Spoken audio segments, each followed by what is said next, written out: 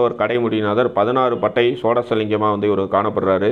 இந்த சிவபெருமானை வழிபாடு செய்யும் பொழுது சகல விதமான ஐஸ்வர்யங்கள் சித்திக்கும், மகாலட்சுமி யோகம் வந்து சித்திக்கும், குபேர சம்பத்து வந்து சித்திக்கும். நம்மளோட வாழ்க்கைக்கு பிறகு நம்மளோட இறுதி காலத்தில் இந்த இறைவன் நமக்கு துணையாக இருந்து நமக்கு வந்து முக்தியை அளிக்கிறதா வந்து சொல்லப்படுது. காவேரி ஆரம்பமாகும் போத கொடுமுடி முடியும் போத கடைமுடி. நவகிரகங்கள் வந்து 3 கிரகங்கள் வந்து ஒரே வரிசையில், அதாவது வந்து ஒன்று பின்னடை ஒன்று வந்து 3 கிரகங்கள் வந்து வரிசையாக 3 வரிசையாக வந்து காணப்படும். ஆனால் இந்த தளத்தில் பார்த்தோம் அப்படின்னா ஒரே வரிசையில் இல்லாமல் சற்று வந்து முன்னும் பின்னுமாக நவகிரகங்கள் வந்து காணப்படுறது ஒரு தனி சிறப்பு. இந்த மாதிரி அமைப்புள்ள நவகிரகத்தை நாம் வந்து தீபமேற்றி வழிபாடு செய்யும் பொழுது நம்மளோட தலையெழுத்தே திருத்தி அமைக்கப்படும். காவிரி இந்த ஊரில் மட்டும் பசுப வாகனியாக வரும்.